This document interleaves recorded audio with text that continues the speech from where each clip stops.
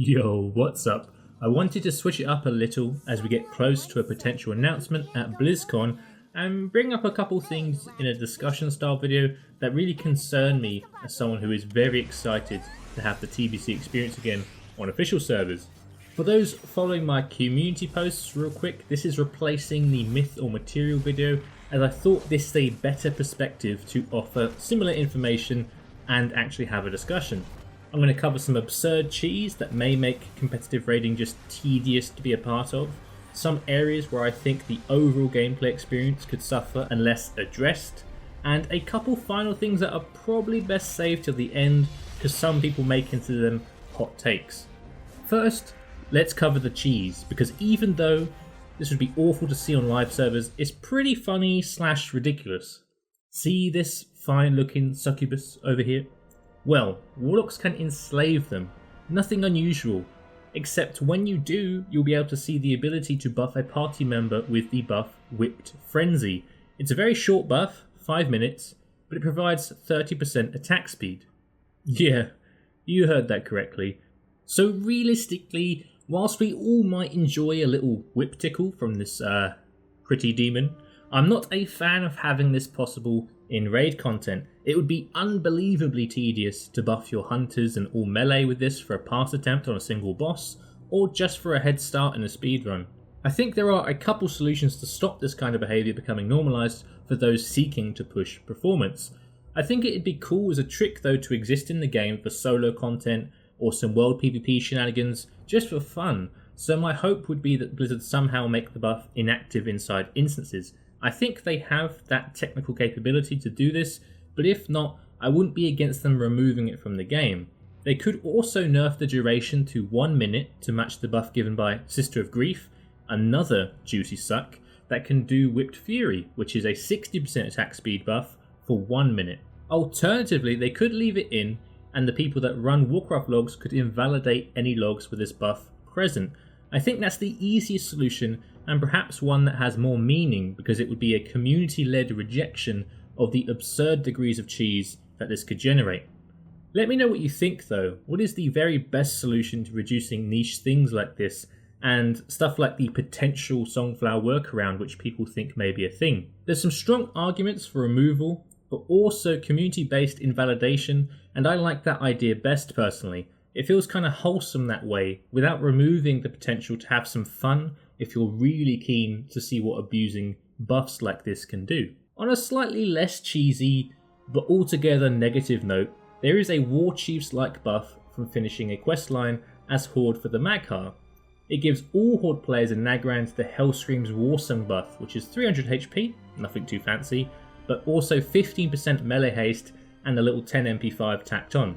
Again, as far as competitive raiding goes, it would be a pain in the ass to raid log for another expansion, and would also be super tedious for Alliance melee players, assuming the mind control trick works. However, when researching this buff further, I realised that Warchief's Blessing remains in TBC, and in 2.0.1 was patched to no longer apply to Alliance players when MC'd, but it didn't receive the same nerfs that the MT and Rallying Cry of the Dragon Slayer got, which meant that if you were 63 or above, you couldn't get that buff. So a safe assumption is that Hellscreams does not work on Alliance either, and when I tested this on a local server, the mind control trick did not work either.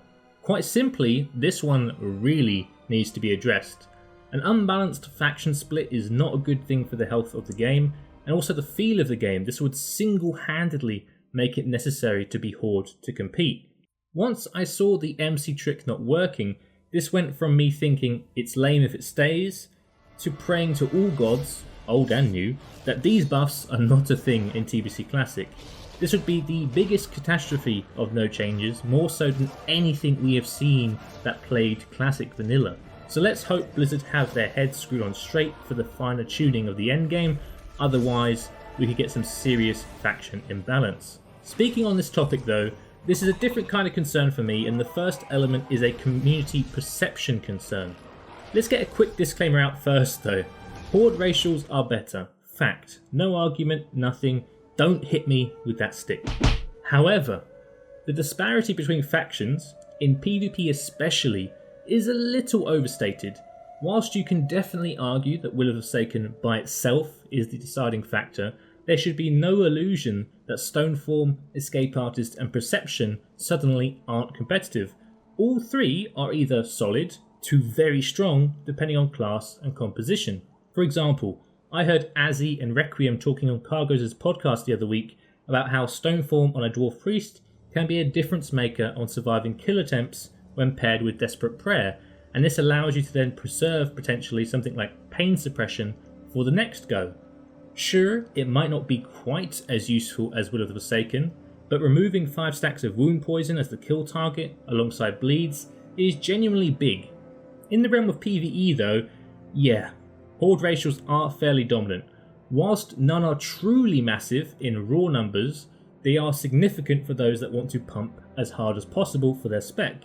But here is where I'm going to segue into modern raiding habits and where Alliance won't be quite as bad as people think. I scoured the web for discussion on Draenei. Yeah, the hooved variant of the ever popular Blood Elves, but many players of the time really weren't aware or considerate of the hit buff given out to party members. By min-maxing Draenei in a raid team and everyone gearing with that in mind, i.e. dropping 1% hit below cap, the ratio does contribute a solid amount of raid DPS altogether. Not nearly as good as Berserking and Blood Fury, but definitely not trash. It just takes a little planning and organisation. So whilst many will push back on this idea, I think it's far from the case that will be an automatic 70-30 split or worse in the faction balance that I keep hearing. Sure, Horde are better, and they're also just more popular in general, particularly in PvE, but the internet would have you believe that both you and your raid will be eternally condemned to poor performance when raiding as Alliance, and that is a false narrative that I did want to bring up as a concern. I do hope people use their own judgment here. But realistically, what am I actually getting at with this mini rant? I'm concerned that Blizzard won't do too much to address this potential concern, but I do think there's a mutually beneficial way for them to do so to a slight degree. My hope is that Blizzard will allow same faction race changes on launch. It monetizes the game better for them, which is what the newer leaks, or supposed leaks, are suggesting Blizzard are keen to do anyway with WoW tokens and such.